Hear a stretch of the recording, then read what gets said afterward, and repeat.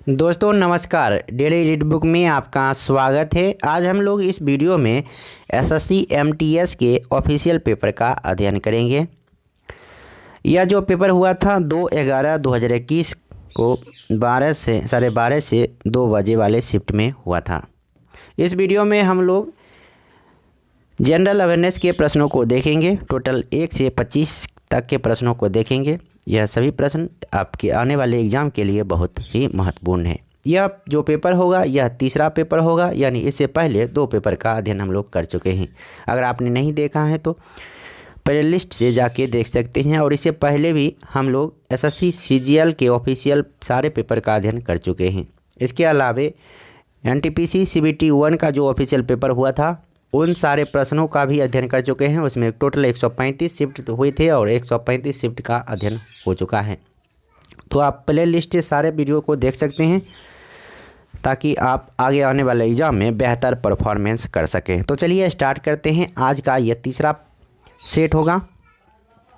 पहला प्रश्न है, भारत के राष्ट्रपति ने जून 2020 में बैंकिंग नियमन संशोधन अध्यादेश 2020 प्रख्यापित किया। इस अध्यादेश की प्रमुख विशेषता निम्नलिखित में से कौन सी है?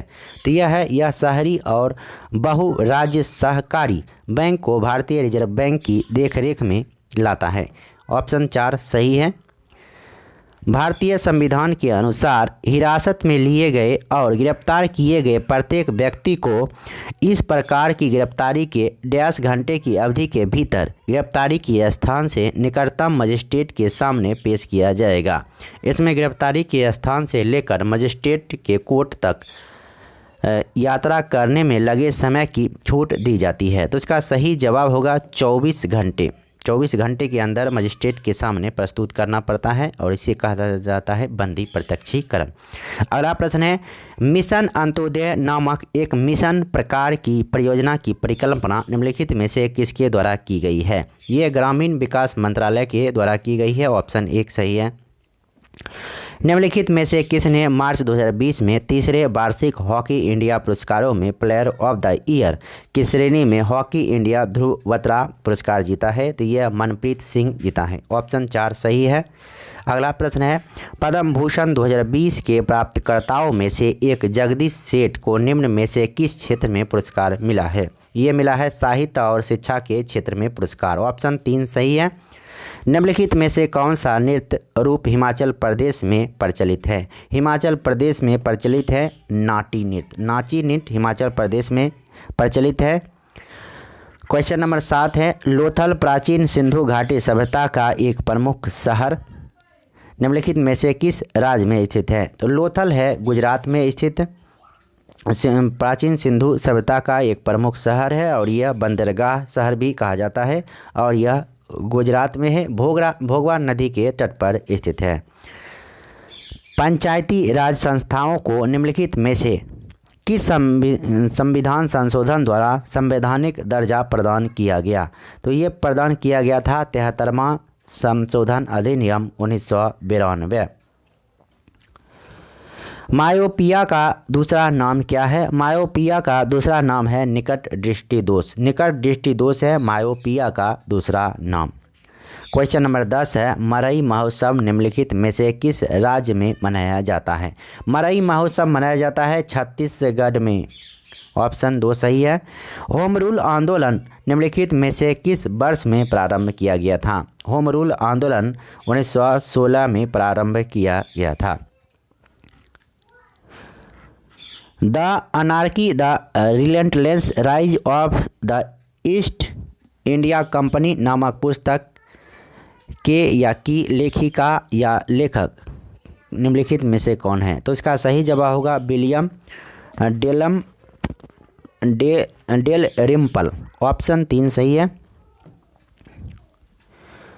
What is the maximum amount of bank loan permissible under the Kishore scheme of the Pradhan Mantri Mudra योजना? तो प्रधानमंत्री मुद्रा योजना के तहत कितना लोन परमिशन किया जाता है? 5 लाख। ऑप्शन 1 सही है। निम्नलिखित में से कौन से अर्थशास्त्री अर्थशास्त्र के विषय में आय वृद्धि और उपयोगिता पर ध्यान केंद्रित करने वाले पारंपरिक दृष्टिकोणों से इतर ले गए, जिसमें व्यक्तिगत अधिकारों, क्षमताओं, स्वतंत्रता और अधिकारों पर अधिक जोर दिया गया। तो इसका सही जवाब होगा अमर्त्य सेन, ऑप्शन 3 सही है। सुंदरबन डेल्टा डैश नदियों द्वारा निर्मित है। सुंदरबन डेल्टा है गंगा ब्रह्मपुत्र नदियों द्वारा निर्मित। निम्नलिखित में से किस अधिनियम ने भारत के साथ व्यापार के मामले में ईस्ट इंडिया कंपनी के एकाधिकार को समाप्त कर दिया? 1813 का चार्टर अधिनियम। 1813 का चार्टर अधिनियम के तहत भारत के साथ व्यापार के मामले में ईस्ट इंडिया कंपनी के एकाधिकार को समाप्त कर दिया गया। निम्नलिखित में से किस देश ने मार्च 2020 में अपने ICC T20 महिला विश्व कप खिताब को बरकरार रखा था? तो ये रखा था ऑस्ट्रेलिया, ऑप्शन 4 सही है। निम्नलिखित में से किसे मार्च 2020 में राष्ट्रपति रामनाथ कोविंद द्वारा राज्यसभा के लिए नामित किया गया? तो रंजन गोगोई को नामित किया गया था। प्रत्येक किलोग्राम पर पृथ्वी का गुरुत्वाकर्षण बल लगभग डैश होता है? 10 न्यूटन होता है। प्रत्येक किलोग्राम पर पृथ्वी का गुरुत्वाकर्षण बल 10 न्यूटन लगता है। निम्नलिखित में से कौन सा कथन ऊर्ध्वपातन की प्रक्रिया की सर्वश्रेष्ठ व्याख्या करता है? तो किसी पदार्थ का मध्यवर्ती तरल अवस्था से गुजरे बिना ठोस अवस्था से सीधे गैस अवस्था में परिवर्तन। यानी कहने का अर्थ है कि जब किसी पदार्थ को हम गर्म करते हैं तो वह द्रव अवस्था बिना बदले वह गैस में बदलता है, और गैस को ठंडा करने पर द्रव में बिना बदले वह ठोस में परिवर्तित हो जाता है। तो इसे ऊर्ध्वपातन प्रक्रिया कहा जाता है। ऊर्ध्वपातित पदार्थ होता है जैसे अमोनिया होता है, नवसादर होता है, नेप्थलीन हुआ, ये सभी ऊर्ध्वपातित पदार्थ हैं। निम्नलिखित में से किसने ब्रह्म संहिता लिखी, जो ब्रह्म समाज का आस्था कथन था, और इसमें समाज के सदस्यों के लिए कर्तव्य और दायित्वों की सूची बनाई गई थी? तो इसका सही जवाब होगा देवेंद्र नाथ टैगोर। निम्नलिखित में से कौन सा रोग कारक इबोला का कारण बनता है? इबोला का कारण विषाणु बनता है। विषाणु के कारण इबोला नामक रोग विषाणु जनित रोग है। वैसे एड्स भी विषाणु जनित रोग है, HIV के द्वारा फैलता है एड्स। खसरा भी विषाणु जनित रोग है। अगला प्रश्न है, यमुना एक्सप्रेसवे किन 2 शहरों को आपस में जोड़ती है? यमुना एक्सप्रेसवे जोड़ती है ग्रेटर नोएडा को आगरा से। वायुमंडल की ऊपरी परतों में ऑक्सीजन के 3 परमाणुओं वाला एक अणु पाया जाता है। यह एक परत बनाता है जिसे डैश नाम से जाना जाता है। इसे जाना जाता है ओजोन मंडल के नाम से। अगला प्रश्न है क्वेश्चन नंबर 25 यानी अंतिम प्रश्न, दुनिया की दूसरी सबसे ऊंची पर्वत चोटी केटू निम्नलिखित में से किस पर्वत श्रेणी में पाई जाती है? तो केटू पर्वत श्रेणी पाई जाती है काराकोरम श्रेणी में, ऑप्शन 2 सही है। तो इस वीडियो में इतना ही, फिर मिलते हैं नेक्स्ट वीडियो में यानी सेट 4 में। अगर चैनल पर नए हैं तो चैनल को सब्सक्राइब करके घंटी को दबा दीजिए, क्योंकि एक सेट 4 जब आएगी तो आपको नोटिफिकेशन मिल जाएगा और आराम से देख पाइएगा।